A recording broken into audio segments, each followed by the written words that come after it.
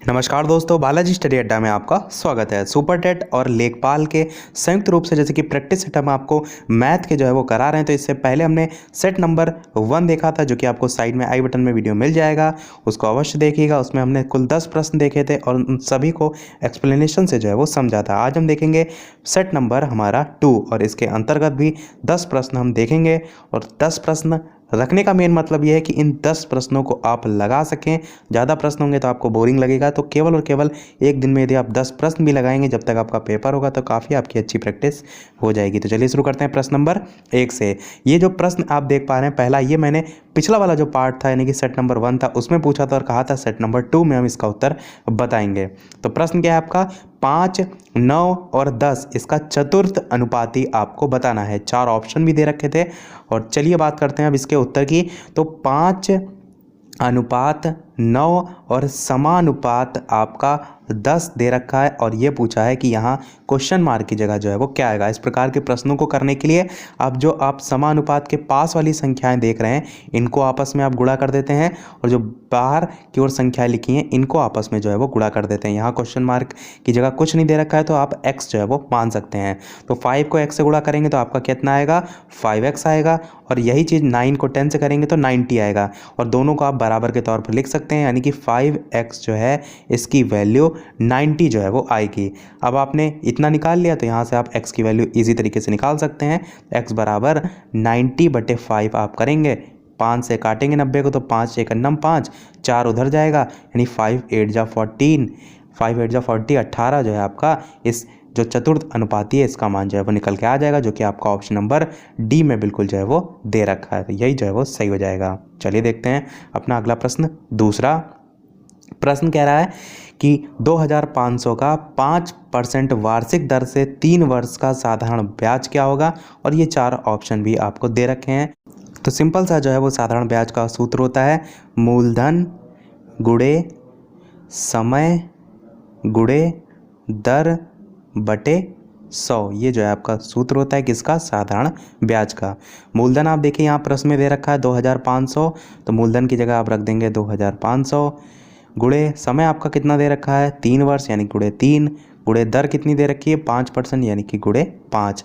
और बटे में कितना दे रखा है, 100 यानी कि 2500 गुणे 3 गुणे 5 बटे 100 आप करेंगे और इसे आप सॉल्व करेंगे तो आप इस जीरो से ये जीरो काटेंगे, इस जीरो से ये जीरो, यानी 25 गुणे 15 आपको जो है करना है, क्योंकि इस 5 को आप 3 से कर गुणा करेंगे तो 15 आएगा, यानी कि 25 गुणे 15 आप करेंगे तो आपका कितना हो जाएगा, 375 जो है वो आएगा, जो कि आपका ऑप्शन नंबर बी में जो है वो दे रखा है। तो यही जो है वो सही हो जाएगा।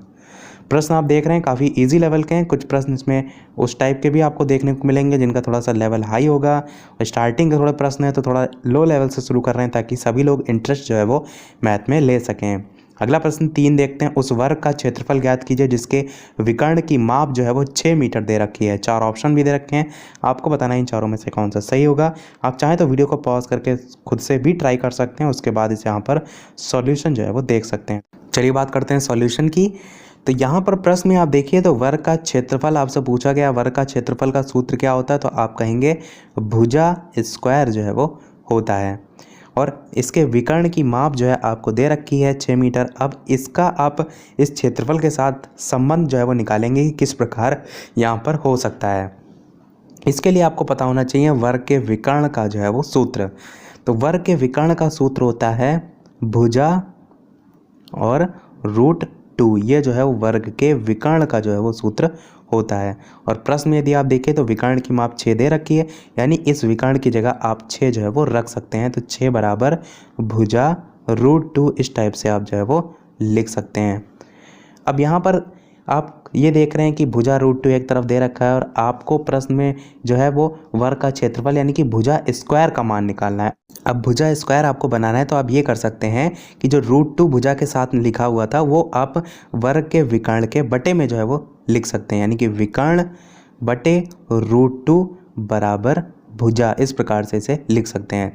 इससे ऊपर वाले स्टेप में क्या लिखा था, भुजा √2 बराबर विकर्ण, तो हमने क्या किया, इस √2 को इस विकर्ण के नीचे ले आए और भुजा का मान जो है वो एक आप केवल निकाल सकते हैं, क्योंकि प्रश्न में आपका कह रहा है वर्ग का क्षेत्रफल। वर्ग का क्षेत्रफल मैंने स्टार्टिंग में बताया कि भुजा स्क्वायर जो है वो होता है। और प्रश्न में आप देखिए तो यहाँ भुजा दे रखा है, तो भुजा को भुजा स्क्वायर बनाने के लिए क्या करिए, दोनों पक्षों का जो है वो वर्ग कर दीजिए। दोनों पक्षों का वर्ग करने पर भुजा स्क्वायर बराबर विकर्ण का स्क्वायर और बटे में जो √2 दे रखा है उसका स्क्वायर इस टाइप से हो जाएगा। विकर्ण की माप देखिए तो प्रश्न में 6 मीटर जो है वो दे रखी है। अब आपको कुछ नहीं करना है, यहाँ पर जो वैल्यू है ये पुट करनी है और आपका उत्तर आ जाएगा। तो विकर्ण की जगह आप रखेंगे 6 और बटे में √2 था ये रखेंगे और इसका पूरे का होल स्क्वायर और बराबर में भुजा स्क्वायर, या केवल बिना ब्रैकेट लगाए इस प्रकार से भी लिख सकते हैं। तो 6 का स्क्वायर करेंगे तो आपका हो जाएगा 36 और √2 का स्क्वायर करेंगे तो होगा आपका 2। जब रूट में संख्याओं को आपस में गुणा करते हैं तो ये संख्या रूट से निकलकर डायरेक्ट संख्या आ जाती है। यही अगर 3 बार अगर आप √2 को गुणा करते तो इसका मान 2√2 हो जाता है। तो इस प्रकार से होता है। तो यहाँ पर वापस से लौटते हैं तो 36/2 जो है बराबर भुजा स्क्वायर जो है वो आएगा। और इससे आप काटेंगे 2 से 36 को तो 2 18 बार में जो है आपका जाएगा, 18 दूना 36 होता है, यानी कि आपका भुजा स्क्वायर का मान जो है वो 18 मीटर स्क्वायर ये जो है वो सही हो जाएगा। तो इस प्रकार से जो है इन प्रश्नों को करते हैं। तो आई होप आपको समझ में जो है वो आ गया होगा। चलिए बढ़ते हैं अपने अगले प्रश्न चौथे की तरफ। अगला प्रश्न 4 है, 12 पेन और 9 पेंसिल जो है उनका कुल मूल्य 339 यानी कि 339 दे रखा है और 4 पेन और 3 पेंसिलों का मूल्य जो है वो कितना होगा ये जो है वो पूछा गया और 4 ऑप्शन भी दे रखे हैं। अब प्रश्न में आपको सॉल्यूशन करने से पहले ये ध्यान देना है कि जो प्रश्न में पूछा गया है इससे आप किस प्रकार जो प्रश्न में संख्या दे रखी है उसको जो है वो कनेक्ट करेंगे। तो यहाँ पर देखिए 4 पेन है, यहाँ पर 12 पेन है, यानी कि जस्ट 3 गुना पेन जो है उसका मान दे रखा है। यही चीज़ यहाँ पर देखिए तो 3 पेंसिल है, यहाँ पर 9 पेंसिल यानी कि जस्ट 3 गुना है। यानी आप कह सकते हैं कि 4 पेन और 3 पेंसिल जो है इनका मूल्य इस 339 के बटे में आप 3 ले जाएंगे इसके बराबर होगा, क्योंकि इसका जो 1/3 होगा वही आपका इसके बराबर जो है वो हो जाएगा। क्योंकि 12 पेन और 9 पेंसिल जो है उनका कुल मूल्य 339 दे रखा है और 4 पेन और 3 पेंसिल को अगर ऊपर वाले से कंपेयर करेंगे तो आपका 339/3 ये जो है वो आएगा। और यही आपको निकालना है। तो आपको कुछ नहीं करना है, इस 3 से आप काट दीजिए तो 3 × 1 = 3, 3 × 1 = 3, 3 × 3 = 9, 113 आपका बिल्कुल सही हो जाएगा। तो देखिए कितना ईजी सा क्वेश्चन जो है वो था। इसी को दूसरे तरीके से भी आप कर सकते हैं, कॉमन लेने में आपको ये दिक्कत लग सकती थी। यहाँ पर पेन दे रखे हैं, यहाँ पर पेंसिल दे रखे हैं, परंतु संख्याओं को आप इससे कंपेयर करें वो ज़्यादा बेहतर तरीका होगा, उससे आपको समझ में भी ज़्यादा बेहतर आएगा। तो आपका ऑप्शन नंबर बी जो है वो सही हो जाएगा। अगला प्रश्न देखते हैं 5वां। और इसके अलावा वीडियो पसंद आए तो वीडियो को लाइक भी अवश्य कीजिएगा, ताकि इसी प्रकार और भी मैथ के प्रैक्टिस सेट हम आपके लिए लाते रहें। और मैथ में जितना आप खुद से लगाएंगे तभी चीज़ें आएंगी। तो मैं आपको रिकमेंड करूंगा कि इन सभी प्रश्नों का सॉल्यूशन देखने से पहले खुद से पेन उठाइए, कॉपी उठाइए और खुद से सॉल्व कीजिए, और ना यदि आए तब आप जो है इसका सॉल्यूशन देखिए। तो चलिए देखते हैं अगला प्रश्न 5वां। एक वृत्त की त्रिज्या 10 सेंटीमीटर दे रखी है और वृत्त की जीवा की लंबाई 12 सेंटीमीटर दे रखी है। तो जीवा की केंद्र से दूरी बतानी है और नीचे 4 ऑप्शन भी दे रखे हैं। तो इस प्रकार के कभी भी प्रश्न आपको करना है तो आप सबसे पहले इसका चित्र ड्रॉ करेंगे, ताकि आपको सारी चीज़ें समझ में आएंगी। तो ये जो है वो एक वृत्त हो जाएगा। वृत्त का ये जो है वो कहीं पर केंद्र है और वृत्त की जीवा की लंबाई कितनी दे रखी है, 12 सेंटीमीटर, यानी कि यहाँ पर आप खींच लेते हैं 12 सेंटीमीटर। उसके बाद कह रहा है कि वृत्त की जो त्रिज्या है वो 10 सेंटीमीटर, त्रिज्या आपकी ये हो जाएगी जो कि प्रश्न में 10 सेंटीमीटर जो है वो दे रखी है।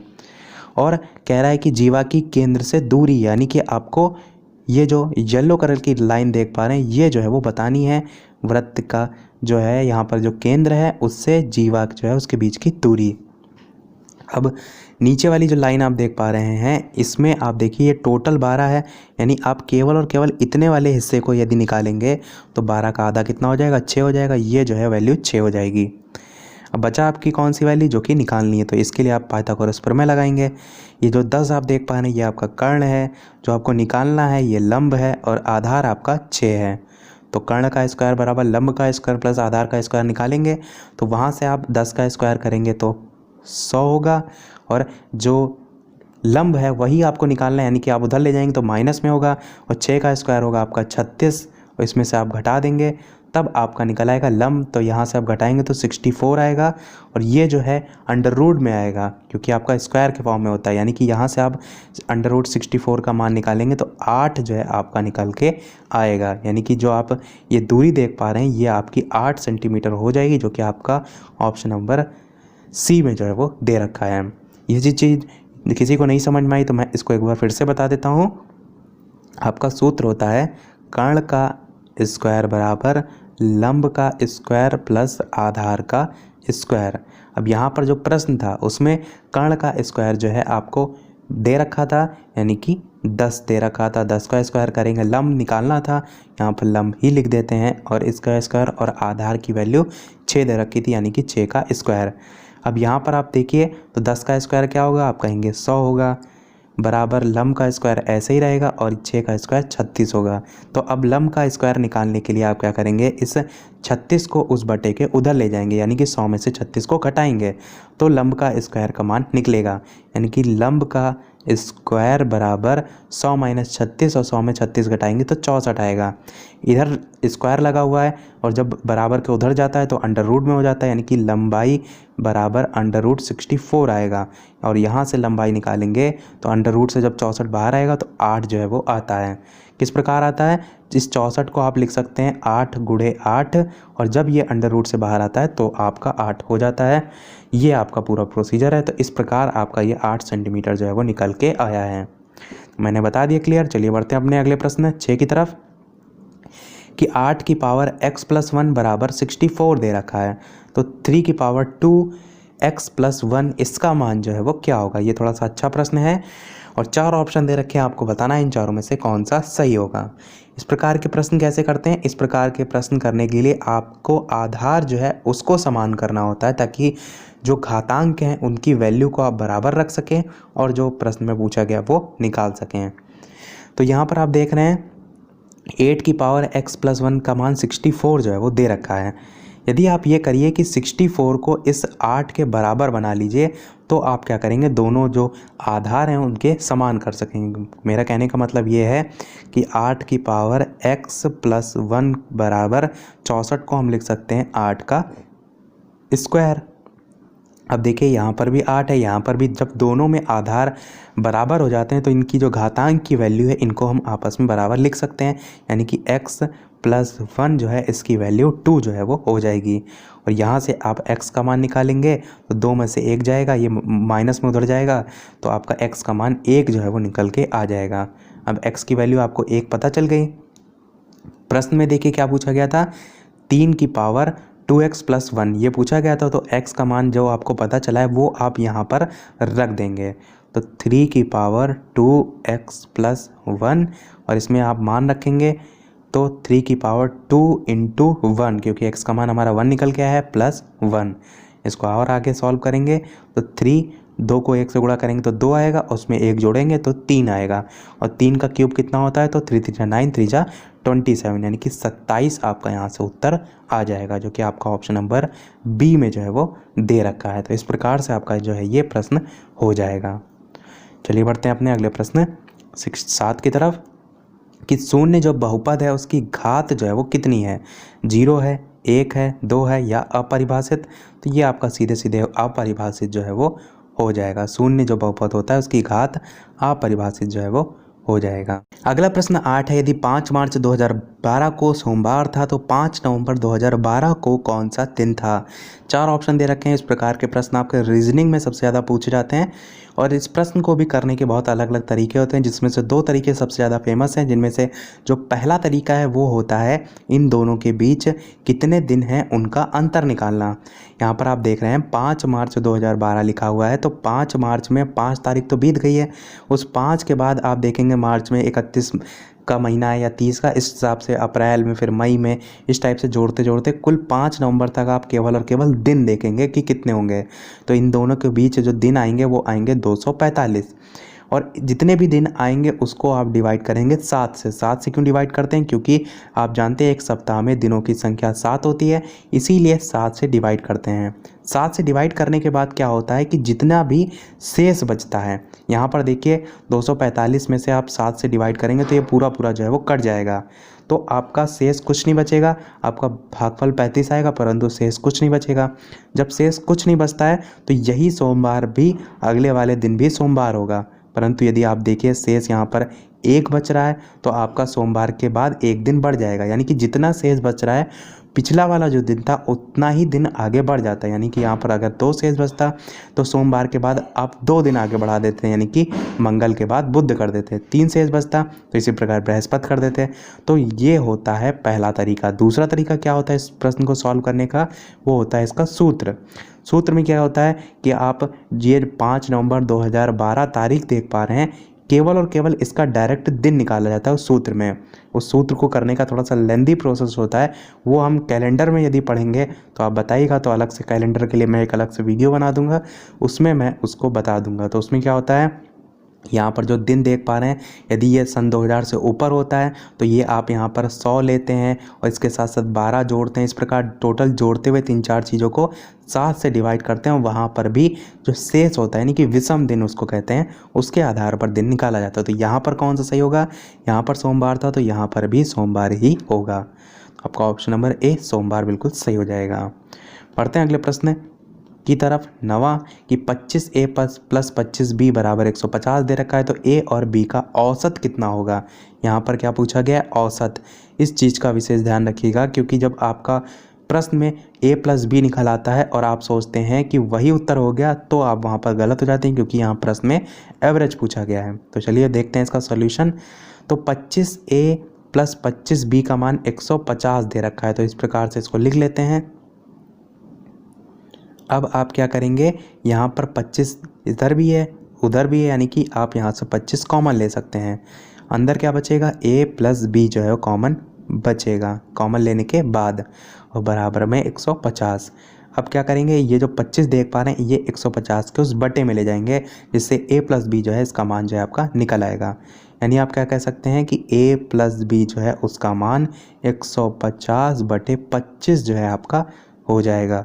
अब इसको आप काटिए तो 25 कितनी बार में जाएगा, 25 एकन्नम 25, 25 चौके 100 होता है, 25 पंचे 125 होता है और 25 6 बार में 150 बार में जाएगा। यानी a प्लस बी का मान आपका कितना निकल के आया, a प्लस बी का मान 6 जो है वो निकल के आया। यही चीज़ मैंने कही कि यहाँ पर हो सकता है ऑप्शन में एक 6 दे रखा होता और आप क्या करते हैं जल्दीबाजी में कि a प्लस बी का मान 6 निकल आया, यही हम ऑप्शन टिक लगा दें और वहीं पर आप गलत हो जाते हैं। क्यों, क्योंकि प्रश्न में एवरेज पूछा गया है। एवरेज क्या होता है, पदों का योग बटे पदों की संख्या। a प्लस बी का मान निकल के आया 6। एवरेज निकालने के लिए आपको a प्लस बी बटे 2 का मान निकालना है, और 2 का मान निकालने के लिए क्या करेंगे, आप दोनों में बटे 2 कर देंगे, जिससे कोई फ़र्क ना पड़े, क्योंकि आप चाहें तो इन दो को काट सकते हैं तो आपकी ऊपर वाली वैल्यू आ जाएगी। तो इस प्रकार आप दोनों में 2 से डिवाइड कर सकते हैं।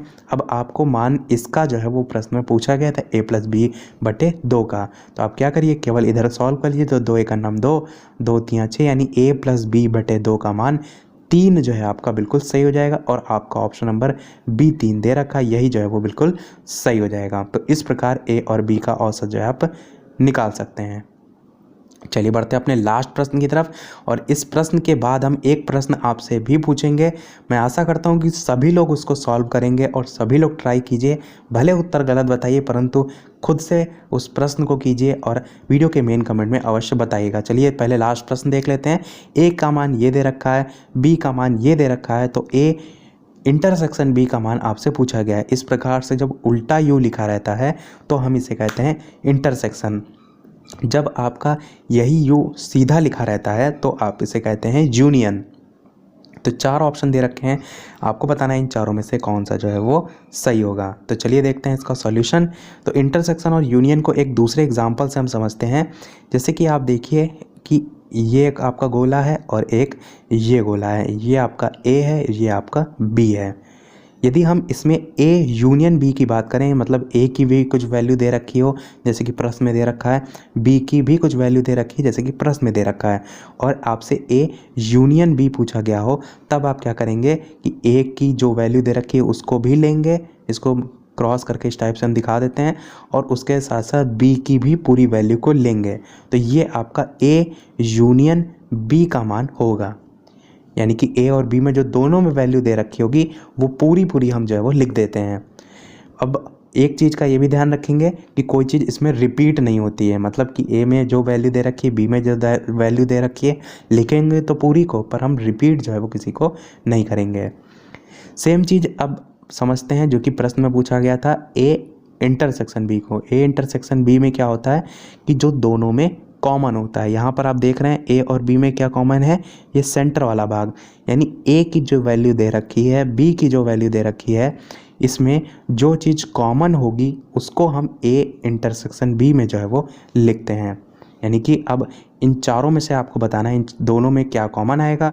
तो बात करें उत्तर की, आपका पहला ही ऑप्शन सही हो जाएगा। x अनुपात x एक प्राकृत संख्या है, ये दोनों में जो है वो कॉमन होगा और यही इस प्रकार से जो है वो लिखा जाता है। इसको एक एग्जांपल से और समझते हैं ताकि आपको ज़्यादा बेहतर समझ में आए। जैसे कि a का मान 2, 3, 5 लिखा है, b का मान आपका 3, 5, 7 लिखा है और आपसे पूछा गया है कि a इंटरसेक्शन बी का मान बताइए। तो आप देखेंगे दोनों में क्या कॉमन है, तो 3 कॉमन है, यानी कि यहाँ पर 3 लिखेंगे, कॉमा और ब्रैकेट भी लगाते हैं, और उसके साथ साथ 5 कॉमन है यानी कि 5 भी लिखेंगे और इस प्रकार से ब्रैकेट बंद कर देंगे। तो ये आपका मान होता है जब आपसे इंटरसेक्शन पूछा जाए दोनों में कॉमन होता है। यही चीज़ यदि यहाँ पर इसी में आपका यूनियन पूछ लिया गया होता तब आप क्या करते हैं, तब हम ए यूनियन बी का मान जो है वो लिखते 2 फिर कॉमा 3 को हम केवल एक बार ही लिखते, यही चीज़ मैंने कही थी, रिपीट नहीं करते हैं। उसके बाद 5 भी लेते और उसके बाद 7 भी लेते हैं। तो ये आपका होता है ए यूनियन बी का मान। तो आई होप यूनियन इंटरसेक्शन दोनों चीज़ आपको समझ में आ गई होंगी। चलिए बढ़ते हैं अपने प्रश्न की तरफ। जैसे कि सभी वीडियो में हम आपसे एक न एक प्रश्न पूछते हैं, इस वीडियो का आपके लिए ये प्रश्न है जिसको आपको सॉल्व करना है। a प्लस बी जो है इसका मान 7 दे रखा है, ए बी का मान 6 दे रखा है, तो a cube plus b cube का मान क्या होगा, 37, 217, 73 या 210। 4 ऑप्शन है, इन चारों में से कौन सा सही होगा वीडियो के मेन कमेंट में टाइप करके अवश्य बताइएगा। और मैंने पहले जैसे ऊपर भी कहा कि सभी लोग ट्राई अवश्य कीजिए, जितना ज़्यादा आप मैथ लगाएंगे उतनी ज़्यादा आपको आएगी। तो वीडियो के मेन कमेंट में अवश्य बताइएगा।